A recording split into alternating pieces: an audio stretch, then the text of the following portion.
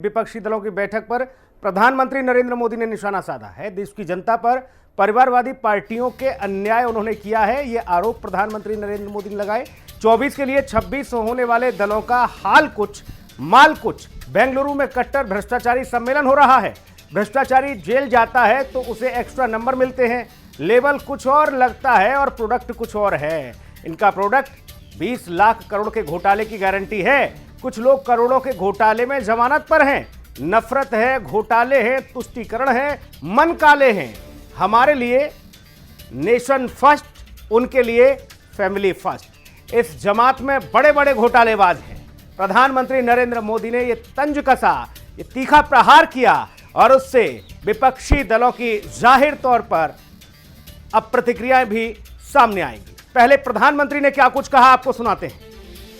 एक कवि महाशय ने अवधि में लिखा था, यह अवधि भाषा में लिखी गई कविता है। गायित कुछ है, हाल कुछ है, लेबिल कुछ है, माल कुछ है। 24 के लिए 26 होने वाले राजनीतिक दलों पर यह बड़ा फिट बैठता है। गायित कुछ है, हाल कुछ है, लेबिल कुछ है और माल कुछ है। यानी गाना कोई और गाया जा रहा है, जबकि सच्चाई कुछ और है। लेबल किसी और का लगाया गया है, जबकि प्रोडक्ट कुछ और ही है। इनकी दुकान की यही सच्चाई है। इनकी दुकान पर 2 चीजों की गारंटी मिलती है। एक तो ये अपनी दुकान पर जातिवाद का जहर बेचते हैं और दूसरा ये लोग असीमित भ्रष्टाचार करते हैं। आजकल ये लोग बेंगलुरु में जुटे हैं। एक जमाने में एक गाना बहुत मशहूर था, मुझे तो पूरा याद नहीं है, लेकिन मुझे याद आ रहा है। एक चेहरे पर कई चेहरे लगा लेते हैं लोग। एक चेहरे पर कई चेहरे लगा लेते हैं लोग। आप देखिए ये लोग कितने चेहरे लगाकर बैठे हैं। जब ये लोग कैमरे के सामने एक फ्रेम में आ जाते हैं तो पहला विचार देश के सामने क्या आता है? पहला विचार देश के लोगों के मन में यही आता है, पूरा फ्रेम देख करके देशवासी यही बोल उठता है, लाखों करोड़ों रुपए का भ्रष्टाचार। इसलिए देश की जनता कह रही है कि ये तो कट्टर भ्रष्टाचारी सम्मेलन हो रहा है। अमिक जमई हमारे साथ प्रवक्ता समाजवादी पार्टी मौजूद हैं। अमिक साहब, बहुत स्वागत आपका हिंदी खबर पर। शुक्रिया शुक्रिया। अमित साहब, समझना चाहूंगा, प्रधानमंत्री नरेंद्र मोदी ने एक कविता भी पढ़ी। उन्होंने साथ ही कहा कि इन लोगों के पास सिर्फ नफरत बेचने का सामान है अपनी दुकान में, और कितने चेहरे जो भ्रष्टाचारी हैं बेंगलोर में बैठे हैं। पूरे देश को याद है कि संसद में जनाब आली ने कहा था, एक मोदी सब पे भारी, एक सब पे भारी। तो क्या हो गया? एक सब पे भारी क्यों नहीं पड़ रहा है?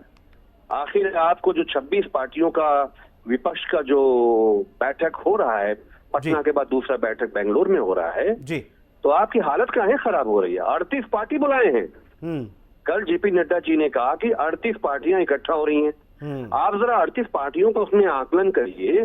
36 पार्टियों का कोई एमपी तक नहीं है पार्लियामेंट के अंदर। तो सवाल ये है कि जब प्रधानमंत्री विश्व की सबसे बड़ी पार्टी का सबसे ताकतवर नेता है, तो भाई 38 पार्टियों की आपको जरूरत क्या है? दूसरा ये है कि प्रधानमंत्री जी का पूरा जीवन 14 से 23 का जो पूरा समर्पण है, वो one prime minister one industries की समर्थन में पूरा जीवन बीता है। देश में 80 करोड़ लोग आप तय कर लीजिए कि उसमें कौन हिंदू है, कौन मुसलमान है, कौन क्या है। 80 करोड़ लोगों का जीवन 5 किलो राशन पे मोहताज बना दिया भारतीय जनता पार्टी ने, प्रधानमंत्री जी ने। हमारे लोग मेहनतकश थे, हमारे लोग मेहनत करते थे, कमाते थे, छोटा काम था, बड़ा काम था, सबके पास खुशहाली थी। 80 करोड़ लोग आज इस गरीबी की रेखा के आसपास पहुंच गए हैं। ये प्राइम मिनिस्टर का कंट्रीब्यूशन है। और प्राइम मिनिस्टर का सबसे बड़ा कंट्रीब्यूशन है कि 6% लोग भारत के, 60% भारत के संसाधन पे उनका कब्जा है। और राष्ट्रवाद का तो इनसे बड़ा कप्तान कोई नहीं हो सकता। आए थे 2014 में राष्ट्रवाद की हिफाजत के लिए, बॉर्डरों की हिफाजत के लिए। चीन ने आक्रमण किया, भारत में वो बस्तियां बना रहा है, भारत के बस्तियों के नाम चीन पे कर रहा है। प्रधानमंत्री डरते हैं? हमारे सेना के मनोबल को गिराया गया। जी, मैं जवाब ले लेता हूं सर। डॉक्टर सुभाष सरकार, राज्य मंत्री भारतीय जनता पार्टी, हमारे साथ मौजूद हैं। डॉक्टर सुभाष जी, बहुत स्वागत है आपका हिंदी खबर पर। सुभाष जी, अमित जमाई साहब कह रहे हैं कि जनाबे आली ने कहा था कि एक मोदी सब पर भारी। आज क्या हो गया, क्यों जरूरत पड़ गई 36 को साथ लेने की? नहीं, देखिए ना भैया, सारे अपोजिशन में जो बंगलोर में बैठा है, आप कांग्रेस को देखिए। कांग्रेस में क्या होता है, कांग्रेस में देखिए इंदिरा गांधी से पूरा लिगासी चल रहा है। कांग्रेस कोई बताने वाला, करने वाला कोई है क्या? जो प्रेसिडेंट बनेगा वो पार्टी को माफी की चलेगा ना जैसा। अब जहाँ भी देखिए, आप साउथ में जाइए, साउथ में जाइए तो डीएम के जो हमारे चीफ मिनिस्टर है ना, स्टालिन, हाँ, वो किसका लड़का है? और करुणानिधि जी के लड़के हैं ना। तो अब YSR कांग्रेस को देखिए जी, वहाँ भी YSR की तरह नीतीश कौन है? जगनमोहन रेड्डी। आप इधर आइए, समाजवादी पार्टी में आइए, समाजवादी पार्टी में देखिए मुलायम सिंह यादव, उसके बाद कौन आए? अखिलेश यादव जी। आप देखिए हमारे लालू यादव भाजपा थी, तो लालू यादव के बाद कौन है? सर आपके 36 अच्छे, उनके 28 बुरे क्यों? क्या? आपके 36 अच्छे, उनके 28 खराब क्यों? मेरा 36, आपके 36 दल सर, आप सभी ठीक हैं, सब अच्छे हैं एनडीए के, फिर अगर विपक्षी एकता में 28 दल शामिल हैं तो वो खराब कैसे हो गए? अरे नहीं भैया, वो देखो सबके आ जाएगा, कोई दिक्कत नहीं है, इसमें कुछ नहीं है, हमारे साथ सब है। और ये सारे देश की जनता वो जानते हैं मोदी जी और इंडिया गवर्नमेंट वो किसी के पक्ष में ऐसा नहीं, पूरा जनता के लिए। हमारे जो 80 करोड़ जनता को रेशन दिया, मुफ्त रेशन, किसको पूछा है क्या ये हिंदू है ना, ये मुसलमान है, ये जैन है, क्रिश्चियन है? जितने हमारे तो जनता के लिए जो स्कीम है, किसी में हमने नहीं सोचा। ठीक है, अच्छा डॉक्टर सुभाष जी, ठीक है सर ये बताइए, 28 जो बेंगलुरु में जुटे हैं उसमें भी कोई सेंधमारी होगी क्या बैठक के बाद? तो आप देखिए ना, चाय गुटबाजी शुरू हो जाएगा। देखिए थोड़ा दिन रुकिए ना, तब हम सारे जनता मुस्कुराएंगे। मैं कांग्रेस की प्रतिक्रिया ले लेता हूं। डॉक्टर नरेश जी हमारे साथ हैं, डॉक्टर नरेश कुमार। नरेश कुमार जी, आवाज मिल रही है सर आपको? हाँ, मिल रही। डॉक्टर नरेश कुमार जी, डॉक्टर सुभाष जी कह रहे हैं कि देखिए हम तो जनता के बीच जा रहे हैं, जनता के लिए काम कर रहे हैं। अमित जबई ने भी सवाल उठाया और मैंने भी उनसे पूछा कि आपके 36 अच्छे कैसे और बाकी 28 खराब कैसे? लड़ेंगे वो, ऐसे ही करेंगे। डॉक्टर नरेश कुमार जी, देखिए सबसे पहले तो ये भ्रम टूट गया कि एक अकेला सब पे भारी जी, और अब तो भ्रम ये बन गया राहुल गांधी मोदी जी पे भारी कि आज राहुल गांधी जी से क्यों इतना घबराए हुए हैं माननीय देश के प्रधानमंत्री मोदी जी। उनकी सदस्यता चली गई, उनका मकान चला गया जी। वो जब से करीब 4000 किलोमीटर की पदयात्रा करके आए हैं, कन्याकुमारी से लेके कश्मीर तक पहुंचे हैं, तब से पूरी भाजपा उनसे डर गई लगता है।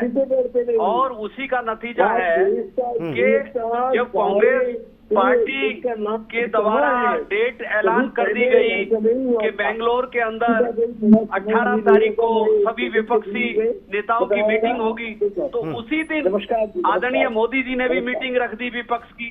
सर डॉक्टर सुभाष सरकार जी सुन लीजिए, फिर मैं जवाब लूंगा सर आपका भी। जी क्या जवाब देते हैं, पहला इतना समय नहीं, आपको 3 मिनट के लिए बताया था ना मैं। अच्छा मीटिंग के बीच अच्छा ठीक सर, ठीक है, आपने अपनी बात रख दी, ठीक है सर, बहुत धन्यवाद सर, आप हमारे साथ जुड़े। डॉक्टर नरेश कुमार जी कंप्लीट करें। हाँ जी, मेरा ये कहना है कि 18 तारीख को जब कांग्रेस पार्टी ने मीटिंग रख दी थी सभी विपक्षी दलों की, तो उसी दिन आदरणीय प्रधानमंत्री जी को रखने की जो जरूरत आ पड़ी, तो कहीं ना कहीं उनके मन में एक डर तो है। और मैं एक बात जरूर कहूंगा, राहुल गांधी कह रहे हैं कि मैं रहूं ना रहूं पर देश जरूर रहे, और जहां दूसरी तरफ भाजपा है वो कहते हैं हम बिल्कुल रहे चाहे देश रहे ना रहे। आज हर एक को तोड़ के वॉशिंग मशीन से भेज के उनको साफ सुथरा किया जा रहा है। रोकूंगा डॉक्टर नरेश कुमार जी।